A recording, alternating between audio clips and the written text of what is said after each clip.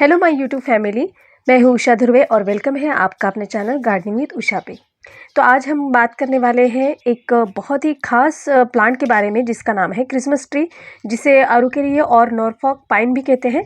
तो देखिए इस तरह से ये मेरे पास जो पौधा है जो मैंने 10 इंच पॉट में लगाया है। तो देखिए इस तरह से ये बहुत ही हेल्दी ग्रो हो रहा है। तो देखिए बहुत इंडोर प्लांट में ये सबसे अच्छा और ब्यूटीफुल दिखने वाला प्लांट है।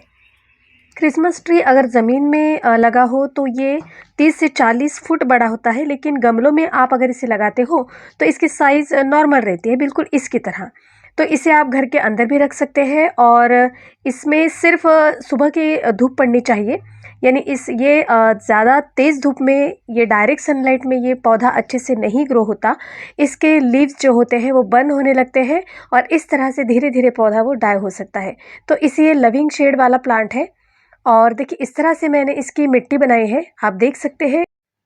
तो इस तरह से बहुत ही अच्छी ये सॉइल है, ये आप देखिए। तो क्रिसमस ट्री को ब्राइट सनलाइट चाहिए, यानी मतलब डायरेक्ट सनलाइट नहीं पड़नी चाहिए। और इसे ऐसी जगह पे आप रखिए जहाँ पे रोशनी तो आए लेकिन डायरेक्ट सनलाइट इसे ना मिले। तो ये जो आपको प्लांट दिख रहा है ये मैं यानी इसे 5-6 महीने लाए हुए हुए हैं। मैंने इसे रोड साइड से 150 रुपये यानी 150 रुपये मैंने 150 में मैंने इसे खरीदा था। तो इसको लगाने के बाद सबसे पहले तो इसके पत्ते थोड़े से बर्न होने लगे और देखिए ये मैंने विंका की कटिंग भी इसमें लगा दी है। इसे 2-3 महीने हो गए हैं, तो अब मैं इसे दूसरे पॉट में शिफ्ट करूँगी। तो इसे लगाने के बाद सबसे पहले कुछ इसके पौधे बर्न होने लगे और जैसे मैंने कुछ लिया तो इसकी पत्तियाँ थोड़ी-सी जलने लगी रिपोर्टिंग के बाद। तो मैंने उसे जो भी पत्तियाँ उसे जली हुई थी, बर्न हुई हुई थी, तो वो मैंने सारी पत्तियाँ काट दी। और देखिए फिर नए-नए लीव्स आने लगे और इस तरह से ये प्लांट देखिए बहुत ही अच्छा और घना देखिए ग्रो हो रहा है। जब से मैं इस प्लांट को लाई हूँ तो तब से मैंने इसे शेड में ही यानी ऊपर ही टेरेस में ही रखा है। तो सबसे पहले बारिश थी तो ऊपर शेड था, उसके बाद विंटर सीज़न में ज़्यादा धूप नहीं थी तो ये वही यानी टेरेस में ही है। और उसके बाद जब ये अभी समर का महीना चल रहा है तो बहुत ही तेज़ धूप है, लेकिन यहाँ पर शेड है तो इस तरह से मैंने इसे अभी यही रखा है। तो नीचे जैसे मैंने कहा कि मेरे पास ग्राउंड फ्लोर में ज़्यादा जगह नहीं है और ये थोड़ा-सा फैला हुआ प्लांट है, इसके लिए स्पेशल जगह चाहिए। तो अब मैं सोचूँगी इसको नीचे ले जाना, यानी कहाँ पे रखना है तो ये भी मुझे सोचना होगा। तो उसके बाद मैं शायद इसे नीचे ले जाऊँगी कि बहुत ही प्यारा और खूबसूरत लग रहा है।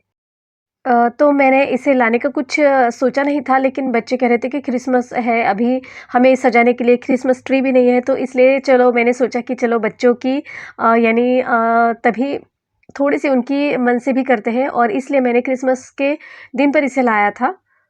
शायद अभी मुझे याद नहीं, लेकिन क्रिसमस के लिए लाया था। तो इस तरह से ये प्लांट मेरे गार्डन में ऐड हो गया। तो चलिए बात करते हैं अब इसके सॉइल मिक्स की। तो इसे हमें देखिए ये पहाड़ों पर रहता है, हमेशा पहाड़ों के स्लोप पर लगे हुए ये क्रिसमस ट्री दिखते हैं, इसलिए इसमें पानी नहीं ठहरता। तो बस हमें बिल्कुल वैसी ही मिट्टी बनानी है, एकदम वेल ड्रेन जिसमें पानी ना ठहरे। तो इसलिए मैंने इसके लिए 50% गार्डन सॉइल, 25% सैंड और 25% सॉरी कंपोस्ट ये लिया था और थोड़ा-सा 1-1 चम्मच बोन मील, इप्सम सॉल्ट और थोड़ा-सा डीएपी मैंने इसमें डाल दिया था। और देखिए इस तरह से अभी यानी समर का महीना है, तो अब बात करते हैं इसके फर्टिलाइज़र की। तो फरवरी से अक्टूबर तक इसका ग्रोइंग पीरियड होता है, तो हर महीने इसमें कंपोस्ट डालिए। अगर हम इसमें लिक्विड फर्टिलाइज़र डालेंगे तो ये पौधा जल्दी से ले लेगा, क्योंकि इसे ये बहुत पसंद है। और इस तरह की अगर आप गुड़ाई करते हो तो प्लांट की रूट्स को हवा भी मिलती है और सनलाइट भी इसे मिलती है। तो इस तरह से इसके रूट भी बहुत ही हेल्दी ग्रो होते हैं और जब रूट हेल्दी हो तो पौधा भी अपने आप हेल्दी होने लगता है। तो चलिए अब देखिए मैंने इसमें कंपोस्ट डाल दिया था, यानी गोबर की खाद डाली थी और थोड़ी-सी देखिए 1 चम्मच मैंने इप्सम सॉल्ट लिया है। और उसके बाद देखिए ये बोन मील जो कैल्शियम होता है और बहुत सारे न्यूट्रिएंट इनमें होते हैं, तो इस तरह से देखिए ये इनमें डाल दिया है। तो ये साल में आप 1 बार भी डाल सकते हैं और इसकी अच्छी तरह से आप गुड़ाई कर दीजिए। और इसमें पानी डालने के बाद ये जो भी न्यूट्रिशन उसे चाहिए होता है वो प्लांट अपने आप ले लेता है। तो इस तरह से आप प्लांट की हेल्थ को पहचानिए और उसे जो चाहिए वो अगर प्रोवाइड करते हैं तो इतने सारे फ्लावर भी आएँगे और आपका पे पौधा भी देखिए बिल्कुल इसी तरह से हेल्दी हो जाएगा। तो इस तरह से अभी मैं इतना पानी डालूँगी कि नीचे से निकलना चाहिए। यानी इस तरह से इसे पानी देने के बाद यानी धूप हमारे यहाँ बहुत है, जैसे मैंने कहा था कि टेम्परेचर हमारे यहाँ का 40 तक जा रहा है। तो इसलिए देखिए पानी मैं कल डालूँगी, यानी देख के अगर इसकी सॉइल बहुत ही अगर सूखी हो जाती है, ड्राई हो जाती है, तो मैं इसमें पानी डालूँगी।